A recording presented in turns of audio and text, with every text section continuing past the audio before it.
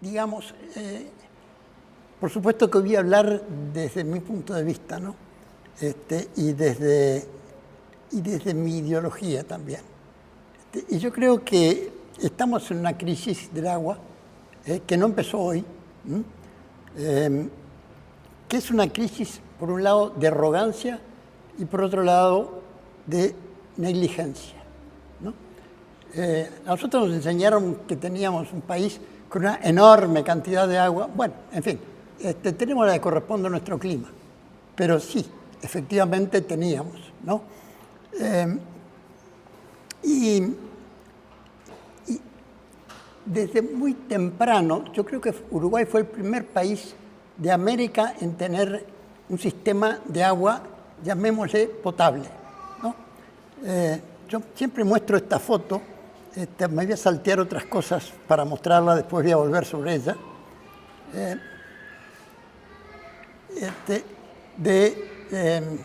la compañía que inició el proceso de traer agua del Santa Lucía, ¿no?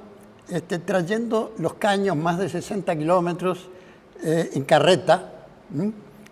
Si usted se ve poco, lamentablemente por la luz, no, pero lo que me quiero mostrar es que arriba de los caños viene el combustible para los tractores, o sea, chala, ¿no? Estamos hablando del año 1869.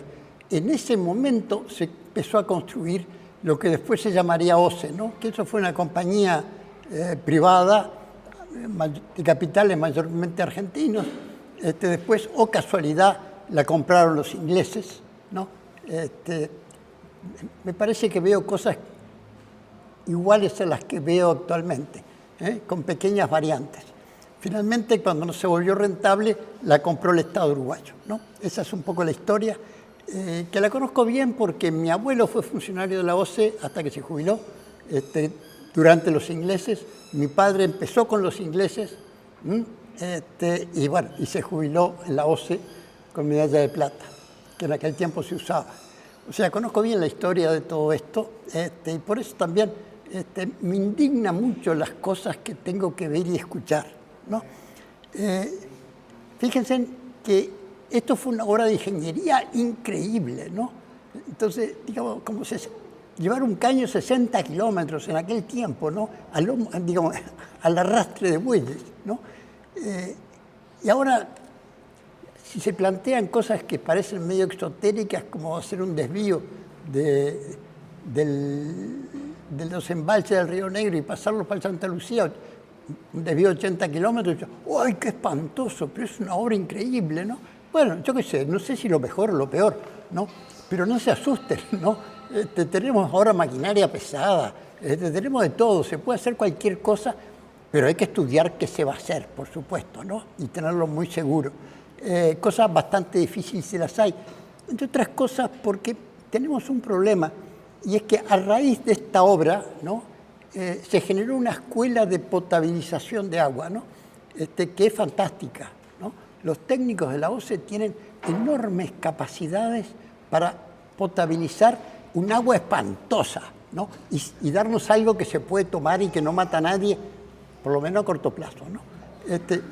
Pero realmente son técnicos de primera porque nos están dando el agua que viene.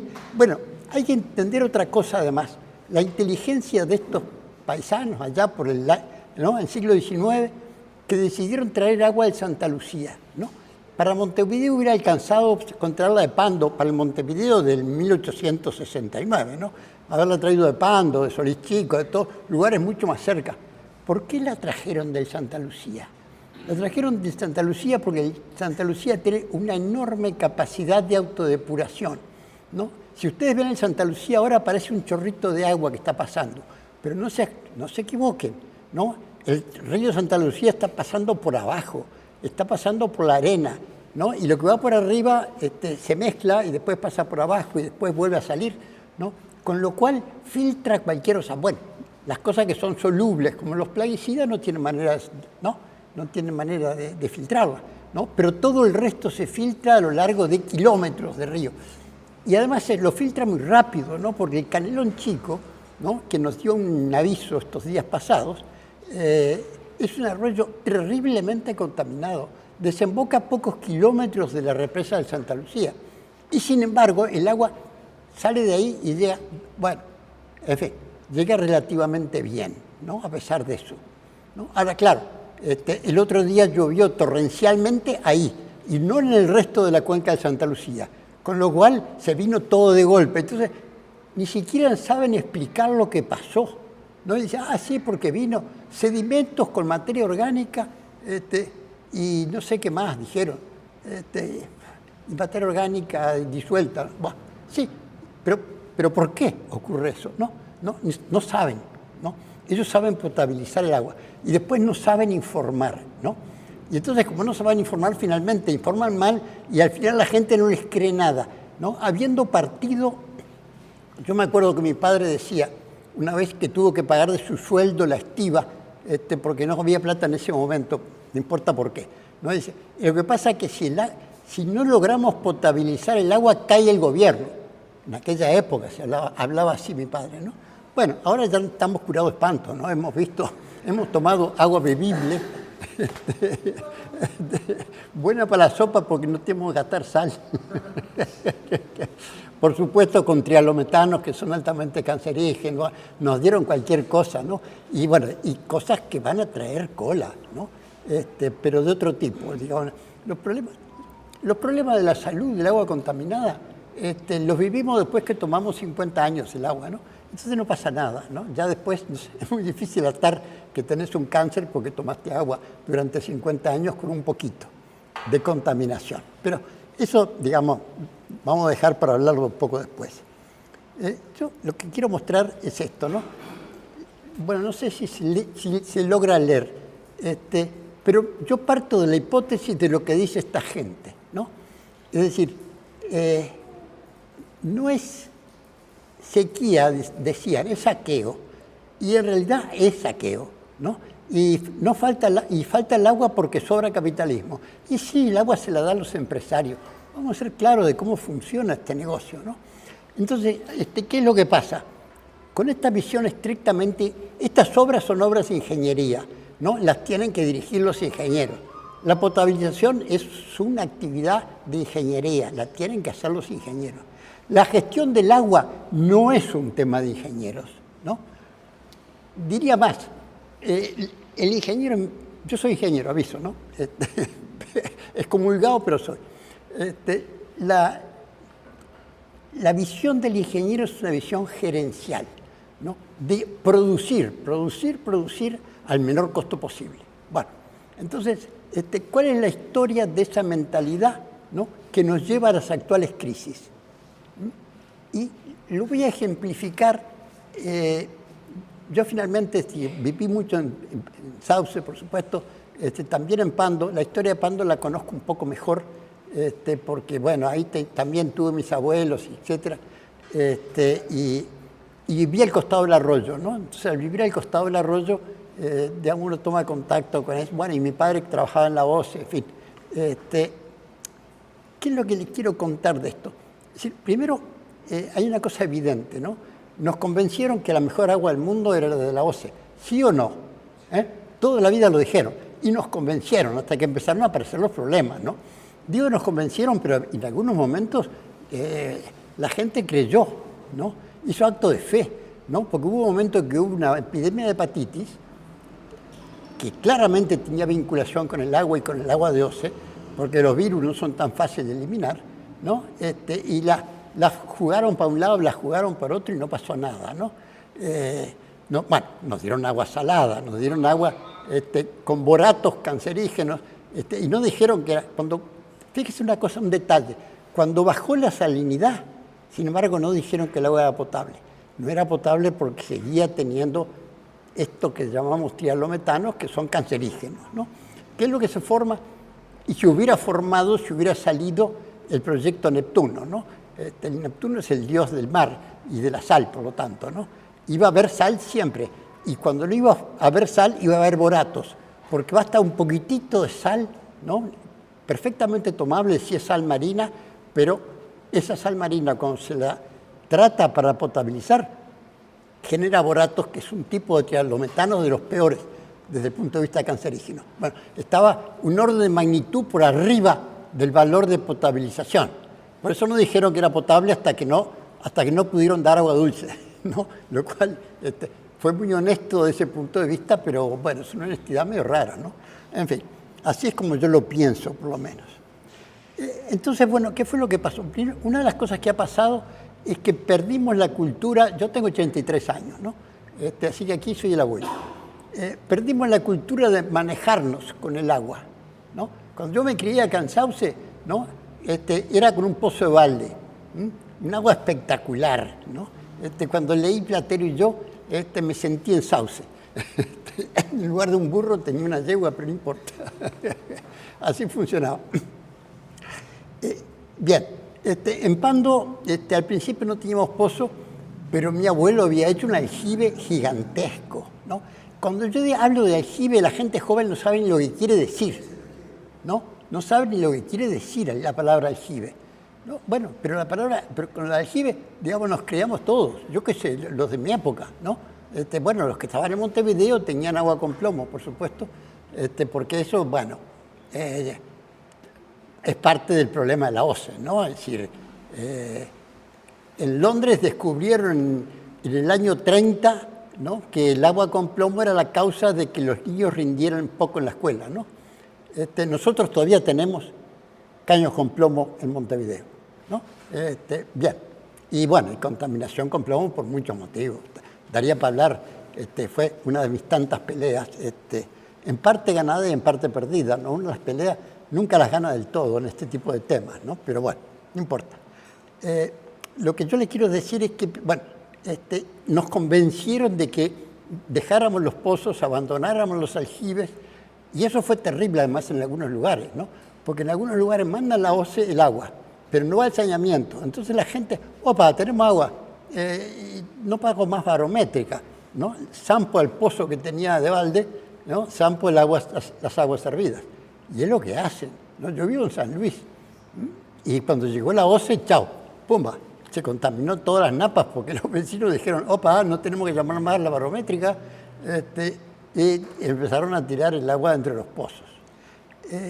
Bueno, ahí empieza todo la crisis de negligencia, ¿no?, de que yo estoy hablando. Es decir, después, bien, yo vivía en Pando, y inicialmente el agua de Pando era de un pozo profundo que una enorme productividad tenía y daba para todo Pando. Bien, de repente empezaron a no dar abasto y a su vez generar problemas porque tenían, no importa, pero generaba problemas de producción de agua, para resumir. Bien, entonces, ¿qué hicieron? Abandonaron los pozos, los regalaron. Cuando digo lo abandonaron los pozos. ¿Y qué hicieron? Bueno, empezaron a sacar agua del Pando. Bárbaro. Al principio filtrada con un lecho de arena solamente, igual que, ¿no?, que lo hacía naturalmente en Santa Lucía. Por supuesto que se ponía sulfato de aluminio para precipitar, porque se precipita el barro, esas cosas, pasaba por arena, y eso era lo que la gente tomaba. Bueno, los que no conservamos el pozo, ¿no?, o el aljibe, pero la mayoría le dijeron que el agua era... Que además se hizo toda una campaña contra la utilización de las aguas que la gente tenía. Esa es la verdad, ¿no? Porque, bueno, eso no es culpa de la OCE, es culpa de la cultura de la época, ¿no? El agua que no es potable puede estar contaminada, si está contaminada, bueno, en fin, el agua de los pozos sigue estando mejor, ¿no?, que el agua de OCE. Bueno, algunos pozos tienen arsénico, pero el agua de OCE también tiene arsénico muchas veces porque cuando la sacan de pozo. Entonces el arsénico, yo lo filtro facilísimo, se filtra con clavo de rumbrado.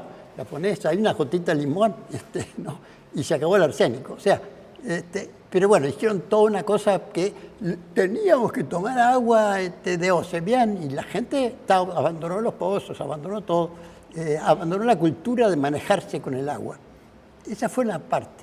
Pero bueno, cuando pusieron el agua, el arroyo Pando, primero se filtraba así nomás, Después empezó a aparecer las cianobacterias.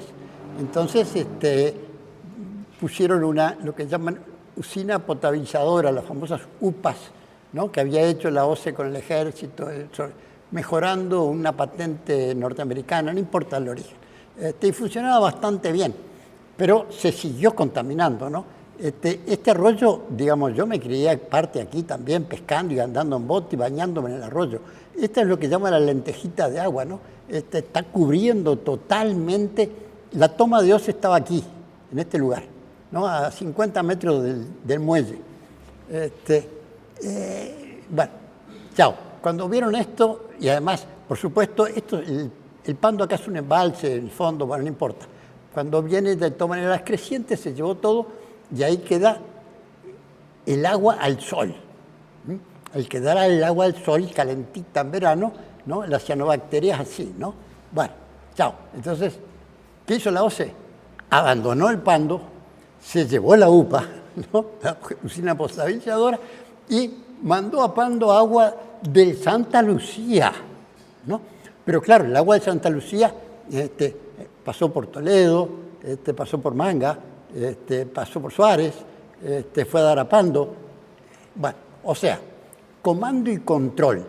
Es decir, los gerentes, porque los ingenieros tienen formación de gerentes, ¿no? Yo respeto mucho a los gerentes, pero no los quiero para manejar el agua, ¿no? Porque, bueno, la mentalidad es de producir la mayor cantidad posible, ¿no? Al menor costo posible. Bueno, gracias, ¿no? Así no funciona, ¿no? Y yo les quiero mostrar, ya, lo voy a dejar para un poco más adelante, pero digo, digamos, lo que está en el centro de este tema es que no podemos centralizar el agua, porque si ocurre un problema central, tenemos problemas todos, como ocurrió, ¿no? Entonces ahí salieron a buscar pozos. Montevideo está lleno de agua, ¿no? Y salieron a buscar desesperados. Si fueron a ver, en facultad tenemos un pozo que nos inunda el salón de actos, inclusive si lo estamos bombeando permanentemente, porque hay agua patada. Tenemos 2 bombas para sacar el agua que nos inunda el anfiteatro. Y una vez se descompusieron y se inundó. Pero bueno, digo, si habrá agua, y por supuesto absolutamente buena, ¿no? Bueno, ahí salieron a perforar en el Parque Rodó, en todos lados, ¿no? Donde había, en el Parque Urbano, en el Parque Valle, listo. A ver, ¿por qué cerraron todos los pozos que siempre hubieron en Montevideo? ¿No? La Cachimba del Piojo, yo qué sé, hay hasta nomenclatura, digamos, de todos los pozos que había. Pero bueno, no, la cuestión es traer todo de Santa Lucía. Bueno, el Santa Lucía hace lo que puede, pero además tenemos que tener en cuenta que está sometido, ¿no?, a la producción, ¿no? Y entonces, ¿con qué nos encontramos? ¿Cuál es el estilo de desarrollo que ha agarrado Uruguay, ¿no? Soja, un desierto verde de soja. Lo que pasa es que, como somos muy urbanos acá, no vemos lo que pasa en el territorio adentro, ¿no? Pero imagínense esto, soja hasta el horizonte. La soja, ¿con qué para esto negro que está por acá? Forestación, listo, ¿no? Donde no daba plantar soja, plantamos árboles. Eucalipto, por supuesto, ¿no? O pinos que al final terminamos regalándolos para China porque ya no sirven para nada. En cualquier momento empiezan a servir de vuelta y sacan los eucaliptos, no sé. Pero ahí está el tema de la fibra larga, que era la de diario. La fibra corta, que es la que se usa para los pañales de los chinitos, y para papel higiénico. Y bueno, entonces fibra corta es la que está de moda, ¿no? Bien.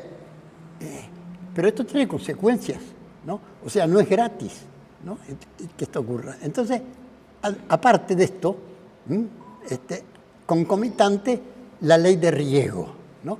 Yo a la ley de riego la llamo ley de inversiones en represas, porque en el fondo la ley de riego estaba hecha para inversionistas, ¿no?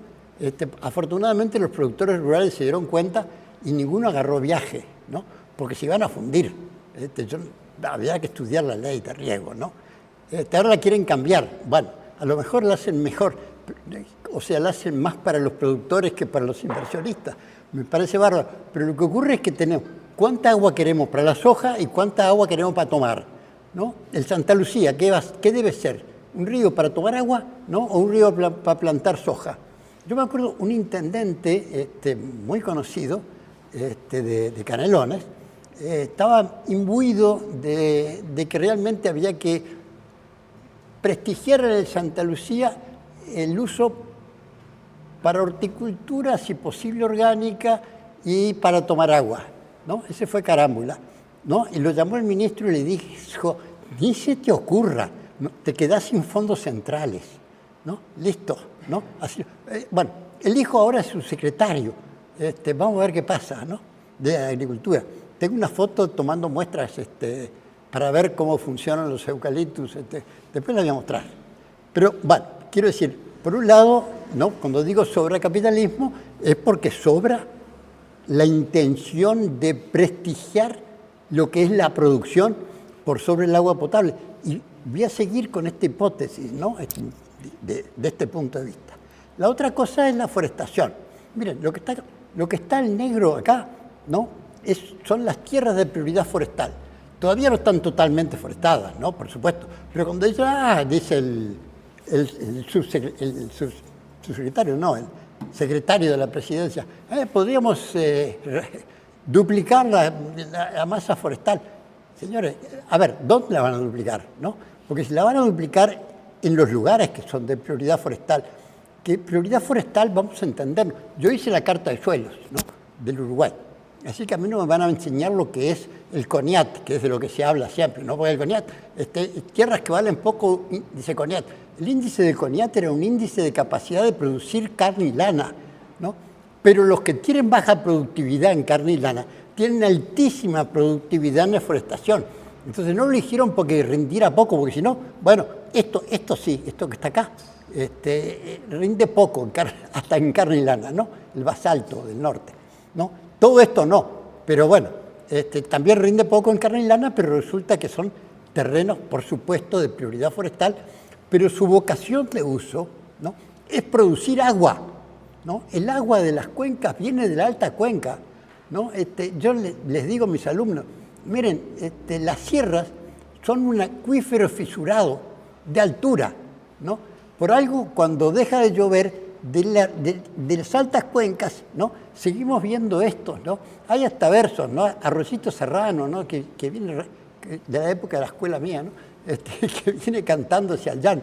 Claro, porque además los paisanos saben muy bien que, a ver, dicen, está por llover porque reventaron los manantiales. Claro, bajó la presión, ¿no? El agua sube, ¿no? Aunque no llueva, corre el río, ¿no? Claro, cuando baja la presión a veces llueve, ¿no? Entonces tienen razón, pero por otro motivo.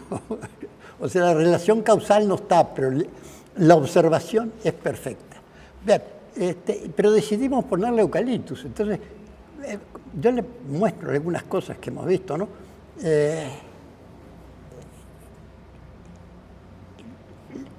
Esto es el rendimiento de los eucaliptus y este es el rendimiento de la pradera con los años, la demanda, el rendimiento, perdón, digo bien. Y a veces es inverso, cuando baja la producción de la pradera sube de la forestación. ¿Por qué? Porque los eucaliptus meten la raíz igual a 30 metros para abajo, ¿no? Entonces ellos se acercan a la napa siempre, nunca les falta el agua, ¿no? Porque, bueno, justamente los plantan en lugares donde el agua es abundante en profundidad, que es lo que ellos buscan, ¿no? Entonces, bueno, participamos en un trabajo hace muchos años que se hizo en 26 países, en todos los continentes, ¿no? Y este es el resultado de la demanda de agua. Entonces, digamos, el agua en los ríos en forestación en promedio baja un 20%. Es decir, en Uruguay. Este es el punto de Uruguay. Pero como ven, esta es la línea que se llama línea de indiferencia. Los pocos puntos que caen acá arriba son que no es ni mejor ni peor, y todo el resto muestra de que el rendimiento es peor. Es decir, y si ustedes saben ahora con esta sequía, que no es una gran sequía como la que tuvimos todavía, ¿no? Va en camino, pero todavía no lo es. Gracias. Van a ver que los arroyos están secos en este momento, ya están secos, no hay agua ni para beber los animales en las cuenquitas altas que son la zona donde rinde realmente cuando falta el agua. Bien.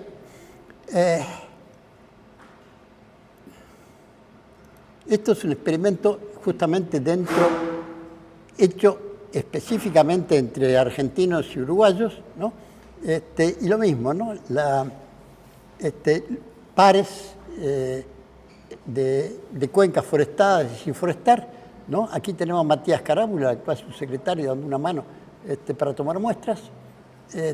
Y bueno, efectivamente, el agua en la forestación, ¿no? Tanto en Córdoba como en La Valleja, es sensiblemente menor que en el área no forestada, claramente. Ahora bien, ¿qué pasa cuando viene una sequía? ¿No? ¿O qué pasó? A mí me gusta, esto es Paso Severino, ¿no? No en el peor momento, porque en el peor momento ya no tenía nada de agua, ¿no? Esa es la verdad. Pero, ¿qué es lo que se buscó en ese momento? ¿Cuál fue la intención de dejar venir la sequía hasta quedarnos sin agua, ¿no? Voy a mostrar por qué lo pienso así, que así fue, ¿no? Me hace acordar a esto, no miren para arriba, ¿no? De la película porque se venía el asteroide. Bueno, acá es no miren para arriba porque va a llover, ¿no? Es decir, ¿cuál es el pensamiento? Yo digo que los políticos no creen en la ciencia, ¿eh? Si les sirve para donde ellos quieren ir, creen en la ciencia. Si no les sirve, agarran para el otro lado y no tienen ningún problema. Yo no quiero decir que sea por maldad, ¿no? Es un dato de la realidad comprobada. Lo comprobamos con el tema del virus, ¿no? Que nos pegó, ¿no? Mientras no sabían qué hacer, vamos a hacer lo que dicen los científicos, ¿no? De repente dijeron, bueno, la economía se nos va al diablo. Chao, hasta luego. Váyanse que yo me encargo, ¿no? de hacer la política. Y los echaron al diablo, ¿no? Y salieron calladitos, ¿no? Por la puerta de atrás. Se murió 2.000 personas que no se debían haber muerto si le hubieran hecho caso de mantener el aislamiento que habían propuesto de un mes más, porque ya estaban las vacunas prontas. Pero bueno, eso lo doy como ejemplo, simplemente para que acá se veía venir el problema, ¿no? Inclusive, fíjense, yo en un momento llegué a reunir a todos los especialistas en agua del país, académicos, y en el 2022, antes de la sequía, cuando se declaró la emergencia rural, no de agua potable, emergencia para la producción agropecuaria, ¿no? En este momento sacamos un manifiesto que establecía las medidas que a nuestro juicio había que tomar. Entre ellas era establecer un plan de ordenamiento de usos del territorio para privilegiar en la cuenca del Santa Lucía el uso para agua potable. Implementar medidas de saneamiento para evitar que la poca agua fuera además contaminada. Intensificar el control de tambos y generar políticas que promuevan sus tratamientos, el tratamiento de esas aguas para que no vengan tan contaminadas. Priorizar usos sustentables del suelo agropecuario, o sea, fundamentalmente agricultura ecológica, estábamos pensando, ¿no? Que es mucho menos demandante de agua y de plaguicidas. Y regular el control de las actuales represas de riego, porque si le damos el agua para regar, nos quedamos sin agua para tomar. Entonces, hay que ver cómo se balancean esas cosas, ¿no? Esas cosas debían estar previstas a su vez. Y la cuenca de Santa Lucía, además, nosotros decía, debe ser clasificada de clase 1, o sea, prioritaria para agua potable. Listo, ¿no? Pero ve, cuando Carámbula quiso cambiar la línea y decir que la soja no, le dijeron, no, nene, no. Bueno, en fin. Flexibilizar la regulación y control de represas de riego, promover zonas de amortiguación, diversificar las fuentes de agua, volver a tomar agua del pando, de los pozos, ¿no? Poner todo el sistema en funcionamiento de vuelta, pero con tiempo, ¿no? Fue meses antes de que empezara la crisis. Nos contestaron cero bola, ni se dieron por enterados. Lo mandamos al Parlamento, lo mandamos con la firma de todos, además. Todos con título de doctor en estos temas en gestión del agua, no en tratamiento del agua, en gestión del agua. se lo mandamos al gobierno, ni respuesta, ni se dieron por enterado. Bueno, la prensa algo dijo, ¿no? Pero nada más. Ahora, yo lo que quiero mostrar es, observen, en este momento se declaró la emergencia agropecuaria y en esta fecha hicimos el manifiesto que les acabo de mostrar un resumencito. La emergencia de agua potable, ¿no?, se declara recién en el 2023. O sea, lo importante era los señores productores intensivos, ¿no? Estamos hablando de soja y maíz. Bueno, ahora se agregó la colza para matar abejas, ese es otro tema. Pero en aquel tiempo era, digamos, fundamentalmente los cultivos de verano eran soja y maíz. Los cultivos de gran escala, ¿no? Bien. Yo quiero a su vez plantearles una cosa, porque esto que está ocurriendo, yo no sé si es una situación casual que hubo un periodo de seca, que ahora tenemos otro periodo de seca, o si la cosa ya viene en esta dirección, ¿no? Lo que estaba ocurriendo hasta el 70 más o menos, hasta el 80, era que venía incrementándose la lluvia, ¿no? Se había llegado a incrementar, digamos, en promedio un 30%. Ahora se invirtió el proceso, ¿no? Ahora, ¿es algo circunstancial o es algo que se vino? Bueno, yo les muestro una cosa.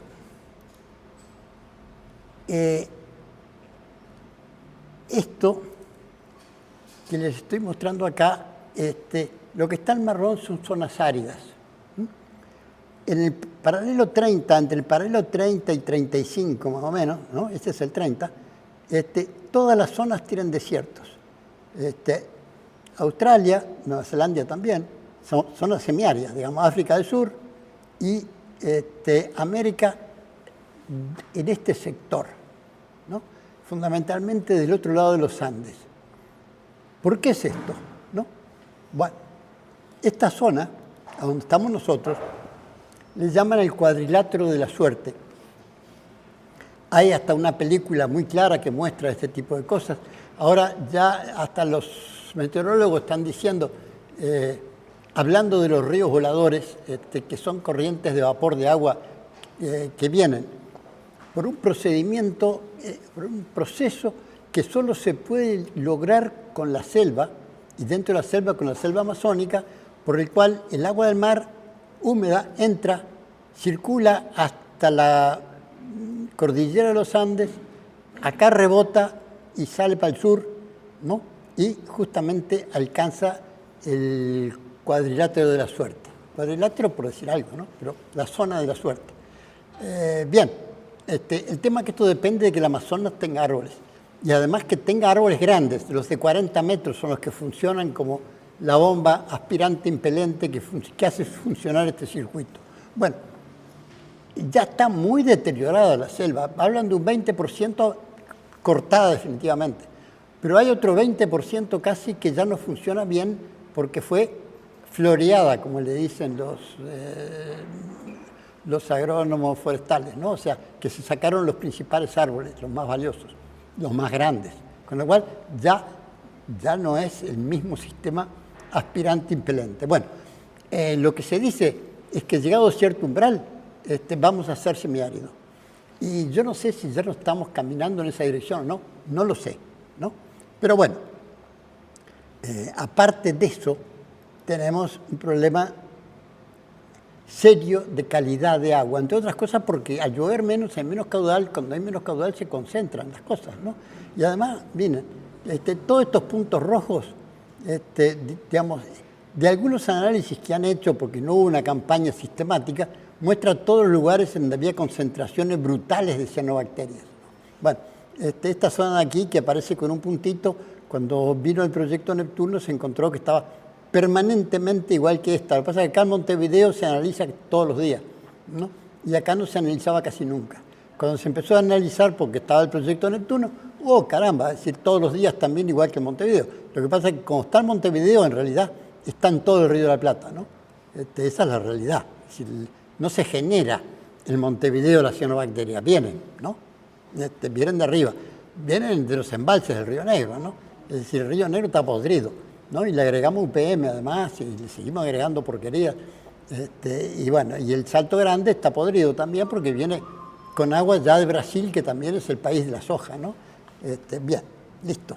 ¿Y cómo se produce la soja? Y bueno, la soja se produce con una tecnología asesina, ¿no? Por un lado, el glifosato, por supuesto, que deja la tierra pelada, porque llega un punto que estas tierras, cuando va soja sobre soja, está siempre expuesto al suelo. Y bien compactadito, porque no se laborea, ¿no? Cero laboreo. Pero a su vez, el fósforo se tira en superficie, granulado, con una centrífuga, ¿no? Para ahorrar gasolina. Bueno, bien, fósforo soluble en superficie, suelo compactado. Tengo que explicar que se llena de fósforo los ríos, ¿verdad? Apenas llueve y escurre, pasa por arriba del fósforo, y ¿a dónde termina? En los embalses, en los ríos. Bueno, ¿cuáles son las condiciones? Bueno, lo que ocurre es lo que vemos aquí, ¿no? Esto es Paso Severino, hace bastantes años, ¿no? Y esta es, en ese mismo momento, la salida, el agua que está saliendo rumbo a Aguas Corrientes, ¿no? De Paso Severino. Cuando esto ocurrió, yo lo dije por la radio y el director de OCE, que venía escuchando la radio, me llamó por teléfono para decirme, no, pero nosotros sabemos manejar esto. Ah, sí, ¿y cómo lo manejan? Bueno, cuando se vienen las cianobacterias, bajamos el chupón al fondo y las cianobacterias están arriba. Yo no podía creer lo que me decía, ¿no? Y venía con un técnico de él que se notaba que estaba pasando vergüenza. Porque las cianobacterias tienen la posibilidad de subir y bajar en la columna de agua, ¿no? Durante el día suben para agarrar el sol, ¿no? Y durante la noche se van al fondo, para que no las embromen, ¿no? Entonces no se las lleve la corriente. Entonces, es decir, y a su vez cuando se mueren, la toxina que generan, ¿no? Es soluble y se dispersa en todo el agua. Entonces, ¿de qué me están hablando? ¿No? De que la saben manejar. Bueno, está, pero ese es el concepto de lo que yo digo de la negligencia, ¿no? Ese era el presidente de OCE diciendo eso, que estaba diciendo casi seguro que lo que le decían los técnicos, ¿no? Pienso yo qué sé, ¿viste? El técnico que iba con él en ese momento, que yo lo conozco, supe que estaba bastante incómodo. Bueno, este es el embalse de Palmar, ¿no? Es decir, a algunos les ocurrió la peregrina idea de sacar agua de Palmar para llevar para Santa Lucía. La idea es buena, pero si no fuera que están podridos estos embalses, ¿no? Entonces, ¿qué vamos a mandar para el Santa Lucía? ¿Esta agua? No, estamos locos, ¿no? Estamos locos. Pero esas son... Yo digo, me parece bien que la gente piense, opine, dé alternativas. Yo les digo más. Cuando se eligió el Santa Lucía, había un proyecto de sacar un canal y traer el agua desde el Río Negro, ¿no? De aquella época se animaban a hacer esas cosas, ¿no? Ahora si le decimos, bueno, pero hay que hacer un caño de 80 kilómetros, ¡oh, qué horrible! Bueno, la represa de India Muerta, en fin. La otra cosa que tenemos que yo siempre lo dije como hipótesis, pero que ahora está probado, esto está en inglés, es un artículo científico que salió hace relativamente poco, que demuestra que, porque los análisis de OCE casi siempre dan bien, ¿no? El agua siempre es potable de cada parámetro en particular, ¿no? Ahora, ¿qué pasa cuando tiene glifosato, glufosinato, paraquat, malatión, ¿no? ¿Qué pasa cuando tiene todo un poquito todo dentro de la norma? Yo no la quiero. Ese cóctel no lo quiero. Bueno, ahora está demostrado que ese cóctel es peor que algún parámetro se vaya por fuera de la norma. Que además se va algún parámetro por fuera de la norma. Si uno pide el dato, la OCE se lo da además y se ve que en general los análisis también. Ahora, hay dos cosas que tengo que decir. Se hacen muy pocos análisis de este tipo porque son caros también, ¿eh?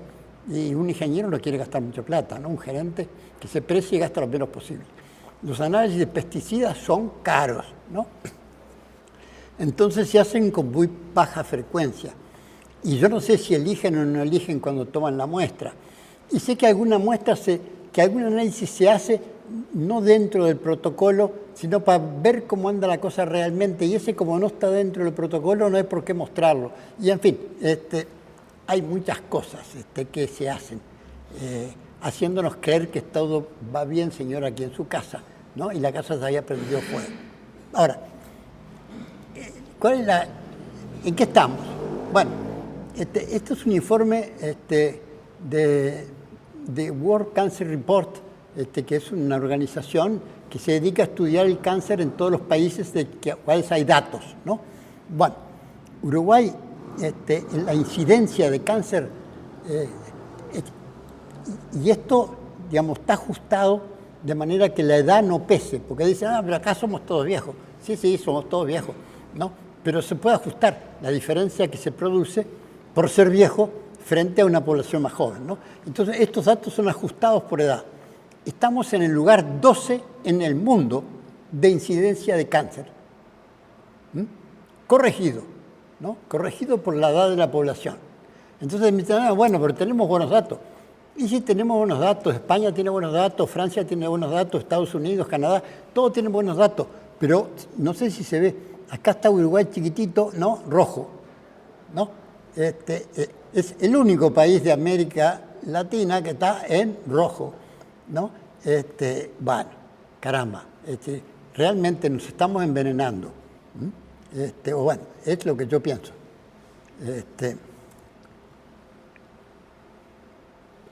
Los datos son del 2020, ando como loco, estoy tratando de estudiar este tipo de cosas también. Estoy armando un proyecto, yo qué sé, y no tuve tiempo de actualizarlo, pero hay datos actualizados, ¿no? Bueno, nada, ya me pasé de tiempo y voy a cortar por aquí.